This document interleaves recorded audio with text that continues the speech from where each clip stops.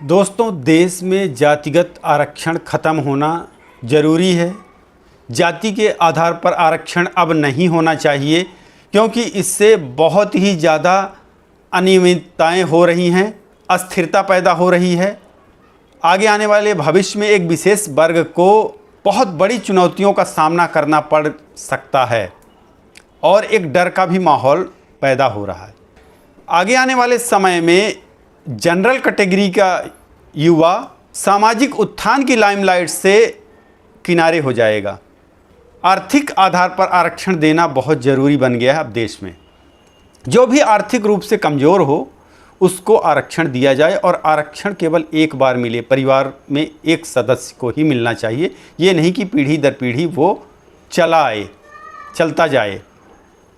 लेकिन यहाँ मैं एक चीज़ और भी कहना चाहूँगा। आज देश का जो माहौल बन रहा है, आरक्षण के चक्कर में आए दिन कुछ ना कुछ नए नए इश्यूज़ हो रहे हैं। जो लोग आरक्षण का विरोध कर रहे हैं वो कहीं ना कहीं पीछे से गलती से देश के माननीय प्रधानमंत्री नरेंद्र मोदी का विरोध कर रहे हैं, सरकार का विरोध कर रहे हैं। बिल्कुल भी ना करें। ये सब चीज़ें अपनी जगह हैं। आरक्षण, इस मुद्दे को सरकार तक पहुंचाना ज़रूरी है कि, और सरकार को समझना भी चाहिए। सरकार में बैठे बहुत सारे मंत्री समझ भी रहे हैं इन चीज़ों को, बहुत सारे एक्टिविस्ट भी समझ रहे हैं और अंदरूनी तौर पर चल भी रहा है। लेकिन अभी हाल के मोदी जी के बयान पर अगर देखा जाए तो उन्होंने स्पष्ट रूप से कह दिया है कि हम ST/SC का आरक्षण, OBC का आरक्षण कभी ख़त्म नहीं करेंगे ये सरकार। अब क्या हो रहा है कि अगड़ी जो जाति के लोग हैं, जनरल समुदाय के जो लोग हैं, युवा हैं, वो अब ये कह रहे हैं कि नहीं, अब हम इस सरकार को ही हटाएंगे। क्योंकि सरकार ने तो अब बोल दिया है कि जब तक ये सरकार रहेगी तो आरक्षण कभी ख़त्म नहीं होगा। देखने वाली बात ये है, क्या कोई दूसरी सरकार इस मुद्दे को भुना पाती है? ऐसी कोई सरकार ये वादा करती है कि हम अगर आए तो आरक्षण ख़त्म कर देंगे, लेकिन ऐसा वो नहीं करेगी, क्योंकि इससे उसको नुकसान है। पता है जनसंख्या बहुतायत किसकी है। हालांकि बहुतायत से नहीं होता है, एक विशेष वर्ग, एक जनरल कैटेगरी का वर्ग हमेशा से बीजेपी का साथ देता है। मोदी को प्रधानमंत्री बनाया है, मोदी का साथ दिया है। एक आरक्षण कोई बहुत बड़ा मुद्दा नहीं है।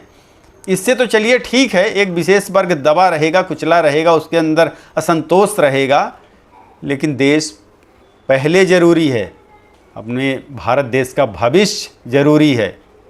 क्योंकि दोस्तों, मोदी सरकार को, बीजेपी सरकार को गिराने के लिए देश विदेश की सरकारें लगी हुई हैं। अमेरिका जैसा देश लगा हुआ है कि ये मोदी को हटाया जाए, बीजेपी सरकार को हटाया जाए। और ये बिल्कुल सच है। मोदी सरकार को हटाने के लिए ऑपरेशन 37 डीप स्टेट शुरू हो चुका है, और जिसका हथियार होगा डिवीजन, डाइवर्जन और डिसेप्शन, और जिसमें वोट चोरी और ऑपरेशन 37 भी शामिल हैं। और इसका एक उदाहरण आपने देखा होगा जगदीप धनखड़ के साथ, भारत के पूर्व उपराष्ट्रपति। उनका लक्ष्य कम से कम 37 भाजपा के सांसदों को तोड़ना था। उन सांसदों को तोड़कर भाजपा में फूट डालना, कभी टैरिफ के नाम पर, कभी आरक्षण के नाम पर, कभी किसान नेताओं के जरिए, जितने भी दलाल किसान नेता हैं उनके जरिए, और यौन धार्मिक आंदोलन खड़ा करके बांग्लादेश जैसी अराजकता फैलाकर सरकार को गिराने की कोशिश की है।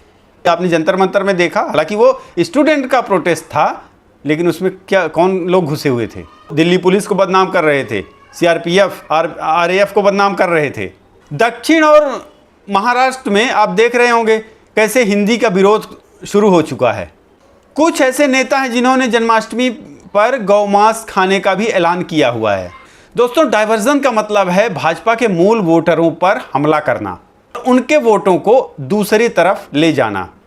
बहुत गहरी साजिश है। ऐसा नहीं है कि ये सब कुछ ऊपर ऊपर जो कांग्रेस कर रही है, ऊपर ऊपर मौखिक रूप से हमले, वो तो अलग है। अखिलेश यादव जो बयानबाजी कर रहे हैं, अंदरूनी तौर पर बहुत कुछ चल रहा है जो पहले कभी पता ही नहीं चला कि अगला प्रधानमंत्री कौन होगा। ऐसे सवाल उठाकर देश के हिंदुओं को बांटने की कोशिश की जा रही है। साथ ही पाकिस्तान को उकसाकर और भारत को यूक्रेन रूस जैसे लंबे युद्ध के लिए उलझाकर अर्थव्यवस्था को कमज़ोर करने की कोशिश की गई। यह तय है कि अगर विपक्ष डीप स्टेट 37 का चैलेंज पूरा करने में सफल हो गई तो सरकार गिरना तय है, और अगर मोदी जी को ये नहीं हटा पाए, नहीं गिरा पाए, तो फिर और भी कई साजिशें हो सकती हैं। अमेरिका ट्रंप द्वारा और भी कई बड़ी साजिशें कर सकता है। दोस्तों, भारत बड़े ही मुश्किल दौर में खड़ा हुआ है, क्योंकि आए दिन कुछ ना कुछ बखेड़ा खड़ा हो रहा है। कुछ लोग तो ये भी कह रहे हैं कि आज हिंदुओं को एक साथ खड़े होने की ज़रूरत है, अपने आप को बचाने की ज़रूरत है। इस तरीके से हिंदुओं को डराया भी जा रहा है। अमेरिका चाहता है कि भारत हार जाए, कनाडा खालिस्तानी चाहते हैं कि भारत हार जाए, यूरोप चाहता है कि भारत हार जाए, ब्रिटेन तुर्की आदि सब चाहते हैं कि भारत हार जाए, पाकिस्तान चाहता है कि भाजपा हार जाए, हथियार लॉबी चाहती है भाजपा हार जाए, कट्टरपंथी इस्लामवादी चाहते हैं भाजपा हार जाए, और राष्ट्र विरोधी चाहते हैं कि भाजपा हार जाए, मिशनरी चलाने वाले चाहते हैं कि भाजपा हार जाए। तो क्या आपसे पूछता हूं, क्या आप लोग भी देश के पढ़े लिखे लोग जो अभी तक बीजेपी के साथ थे, भाजपा के साथ थे, नरेंद्र मोदी के साथ थे, क्या आप लोग भी चाहते हो भाजपा हार जाए, भारत हार जाए? क्योंकि पूरी दुनिया तो लगी हुई है, सब तो लगे हुए हैं कि भारत हार जाए, भाजपा हार जाए। ये जो तरक्की हो रही है, ये जो भारत का नाम हुआ है, भारत को लोग जानने लग गए हैं, भारतवासी जहां विदेशों में जाते हैं तो कम से कम उनसे सीधे मुंह बात कर रहे हैं लोग। तो क्या आप चाहते हो कि ऐसा हो?